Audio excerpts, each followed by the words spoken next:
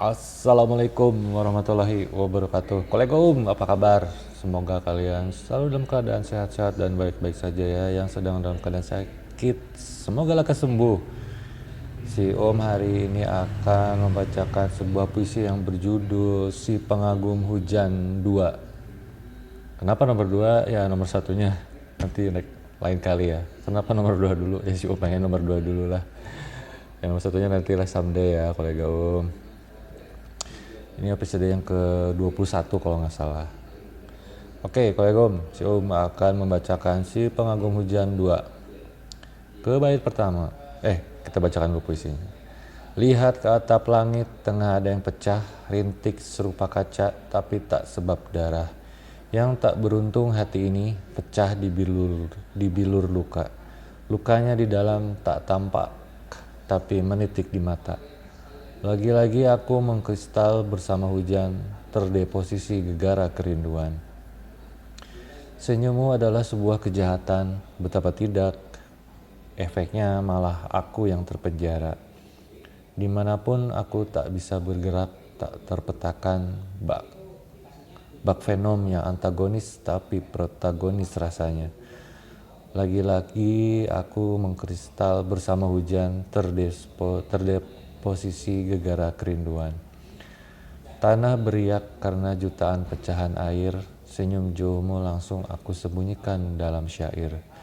Kerinduan ini adalah bentangan jarak di antara kita yang kan selalu melebar hingga kita bertatap muka.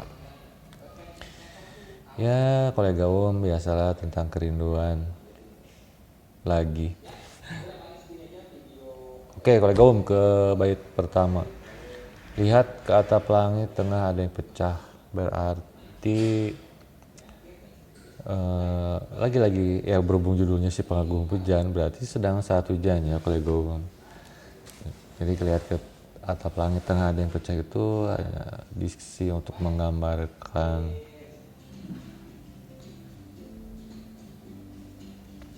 ke ekstriman, nggak ke ekstrim sih, lebih tepatnya hujan yang deras, hujan yang sebuah suasana yang sedang hujan deras gitu loh kolega Om. Rintik serupa kaca tapi tak sebab darah, ya bukan diksi yang rumit lah ya. Rintik serupa kaca tapi tak sebab darah, yang hanya pecahan, tanda kutip, pecahan-pecahan air. Yang tak beruntung hati ini, pecah di bilur luka. Nah ini nih mulai. Jadi yang tak beruntung hati ini sebuah momen dimana yang pecah di bilur luka mungkin sedang, karena mungkin kerinduan itu adalah luka itu sendiri, salah satu bentuk dari luka. Cocokologi kolega Om. Ya ini kayaknya tentang zaman si lagi kuliah, kayaknya mungkin sekitar berapa 20 tahun yang lalu. Udah tua si teh lah. Jadi yang tak beruntung hati ini ya di saat kita sedang rindu sama someone, ya jelas kita tidak beruntung karena pertama tidak beruntung, terus ya tupuguh kalau nggak jelas gitu. Kalau lagi kangen teh, lagi rindu teh, nggak jelas lah. Jadi untuk menggambar keekstriman di saat rindu itu emang nggak jelas. Jadi karena kalau nggak jelas ya nggak jelas gitu, nggak bisa susah digambarkan. Apa yang bisa digambarkan? Kalau kangen ya kangen, kalau nggak jelas nggak jelas. Aduh, kolega Om, lukanya di dalam tak tampak tapi menitik di mata. Jadi lukanya di hati. Ini tentang apa ya, kok ada luka di hati? Kayaknya momen-momen sedang putus kayaknya mah ini tuh gitu. Aduh, atau lagi berantem, nggak tahu lah kalau Om. Lupa lah sih Om. Pokoknya mungkin percampuran antara kangen, entah ada momen-momen friksi nih ya. Jadi lukanya di dalam tak tampak tapi menitik di mata. Jadi suka bikin cirambai kalau lagi gini temerinnya. Cirambai itu berbesmili menitik air mata lah gitu. Lagi-lagi aku mengkristal karena hujan. Jadi karena si pluviophile ya, orang yang suka hujannya. Jadi momen yang di saat itu, di saat lagi kangen, rindu, nggak jelas, nggak puguh. Karena hujan tuh jadi ripuh gitu. Jadi nggak apa ya, ripuh teh, aduh nggak jelas lah ripuh teh. Penuh kerumitan gitu. Terdeposisi gegara kerinduan, jadi terkakukan gitu, stuck in a moment gitu, ter ya nggak puguh tadi itu gara-gara kerinduan itu gitu. Jadi udah mah hujan meren lagi saat itu lagi sendiri ya si teh mau ngapain nggak jelas, kaku beku terkristal gitu karena hujan dan kerinduan. Jadi sebuah momen yang mengharu biru lah, gundah gulatuk gitu, gundah gulana gitu. Jadi yang aduh ya Allah gitu, dalam jero rumit rungsing, wah gila lah. Di saat kalau kita lagi kangen sama someone teh gitu ya. Lego ke bait berikutnya, senyummu adalah sebuah kejahatan. Nah, jadi senyum someone yang kita ahmkan gitu ya, itu adalah sebuah crime gitu, sebuah kejahatan. Karena cuma senyum si dia yang bikin kita nggak jelas, bikin kita jadi ingin berteriak gitu, ingin menjambak rambut seseorang. Karena senyuman si dia tuh yang bisa tidak bertemu ya, tidak atau tidak ada di dekatnya dia tuh yang aduh dia gitu, si dia gitu yang gitu, yang aduh pengen ketemu, pengen piu gitu.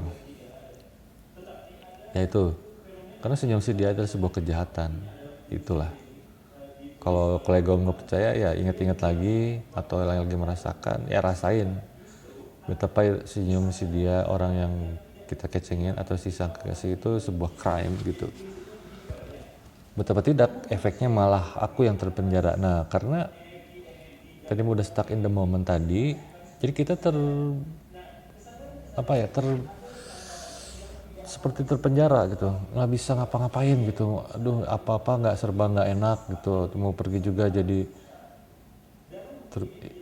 lebay sih sebenarnya. Tapi ya kalau nggak percaya rasain aja. Kalau misalnya kalian ngerasa kuat gitu, wah gua gini. Kalau kata peribahasa Sunda mah laki mah pasti leweh ku awewe, karena laki-laki udah pasti tumbang gara-gara wanita. Nggak percaya buktiin aja lah sendiri. Cuma udah ngerasain, makanya nulis puisi ini.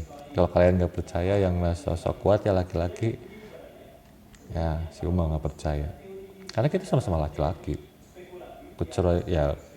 Kecuali lu suka sama cowok ya gitu, cowok suka, gua ya si nggak tahu ya. Cuma karena si laki-laki dan suka wanita ya merasakan gitu, jadi serba nggak enak, seperti terpenjara gitu. Ya ini bukan menghina, tapi ya kalau cowok ya ke cewek ininya teh jadi terkungkung gitu, apalagi dalam misalnya proses sedang mengejar, sedang atau yang udah jadian terus pacaran lagi ada problem gitu ya, getas gitu, kayak getas teh karat, kayak berkarat gitu. Dimanapun aku tak bisa bergerak dan tak terpetakan. Jadi ya itu tadi berhubung ke baris kalimat sebelumnya, jadi tidak jelas pergerakan kehidupan teh gitu. Yang lagi kuliah juga pasti agak membuat kacau semangat, mungkin yang sudah bekerja juga ya jadi beribet gitu kalau udah kangen apa gitu, entah terpisah ya. Jangankan ada problem ya, lagi nggak ada problem terpisah aja jadi gitu, jadi pengen ketemu lah. Kenapa jadi pengen ketemu ya? bak Venom yang antagonis tapi protagonis rasanya. Ya itu tadi sebuah pergumulan yang istilahnya tema besarnya tuh bukan baik buruk ya, ya hitam putih lah gitu. Jadi kangen tapi di satu sisi memenjarakan, membuat kita aduh gitu. Tapi di saat kita bilang nggak mau, tapi kita mau gitu. Jadi dilematik sebuah eh, apa ya namanya tuh, bukan dikotomi, sebuah keadaan yang kita di antara dua hal, dua kutub gitu yang saling tarik menarik gitu. Di saat misalnya kita lagi ada problem, pengen rehat dulu sedikit tapi udah kangen gitu, jadi kerumitan. Ini tentang apa lagi ya kalau bingung. Lagi-lagi aku mengkristal bersama hujan terdeposisi gara-gara kerinduan. Pokoknya ya kalau si dulu teh karena kalau lagi kangen gitu ya, atau lagi merindukan someone teh, kalau lagi hujan teh itu kena banget soulnya, efeknya luar biasa lah. Apalagi dulu kan si senang lagu-lagu apa ya, slow rock lah gitu. Jadi sayatan gitar yang ngajuit-juit dengan teks-teks yang apa sih istilahnya, yang 90s banget gitu. Tapi itu dapat banget ya buat yang hidup muda di era itu ya, mungkin ya seperti I Remember You nya Skid Row gitu. Itu luar biasa lah. Jadi karena hujan tadi, karena kerinduan tadi, si dan mungkin beberapa kolega yang kena banget di momen itu pasti akan terdeposisi alias terkristal, terbekukan, terkondisi yang bikin jangar. Ke bait berikutnya kolega tanah beriak karena jutaan pecahan air. Ya diksi untuk menggambarkan ini aja lah, tanah beriak karena jutaan pecahan air teh basah tanahnya, digenangi air lah gitu. Senyum jauhmu langsung aku sembunyikan dalam syair. Nah, jadi karena si suka nulis lah gitu ya, nulis puisi kecil-kecilan. Senyum ini kayaknya zaman BBM apa gimana gitu ya, atau ya belum zaman WA lah gitu, belum bisa ngelihat. Nah senyum yang misterinya tuh ini nih, senyum jauhmu langsung aku sembunyikan dalam syair. Ini momennya apa gitu kolega apakah siangnya ketemu dulu yang teringat akan momen tersebut gitu, karena kan nggak mungkin ya ketemu, kalaupun telepon nggak mungkin ngeliat senyumnya gitu. Mungkin ini siangnya ketemu atau beberapa hari sebelumnya ketemu, dan si langsung di saat momen hujan ini, di saat kangen ini, dan mungkin ada friksi-friksi yang tadi misterius itu ya, yang bikin hati sedih gitu, si memberikan dalam syair. Agak misteri karena si lupa ya pokoknya momen yang di momen hujan ini, si panganggung hujan nomor 2 ini, si merasakan kerinduan juga kerumitan karena perasaan yang timbul kepada seseorang itu, entah siapa ini lupa. Kalaupun si ingat, si rahasiakan karena membahayakan kolega Kerinduan ini adalah bentangan jarak di antara kita. Nah ini untuk lebih umum ya, karena di saat kita rindu itu sejatinya adalah bentangan. Karena kita di sini, dia di sana, jarak yang terbentang. Gitu. Walaupun mungkin di saat si muda lah gitu ya, ada telepon atau SMS, tetap aja itu bentangan, sebuah jarak yang terbentang, dan itu adalah sebuah batasan yang membatasi si dan si dia itu.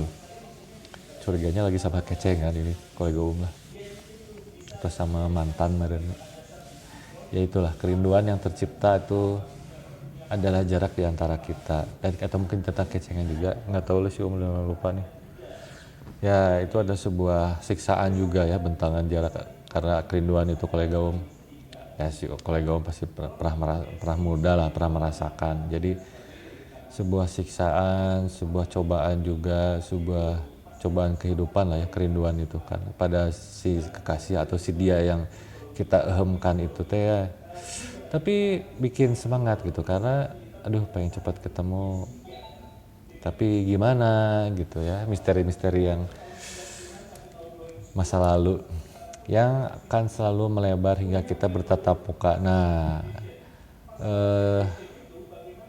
semua akan terjawab, semua akan tergenapkan, dan tidak, ya jarak yang melebar itu akan menyusut di satu titik kembali di saat mata kita dengan si dia itu bertemu. Itu kolega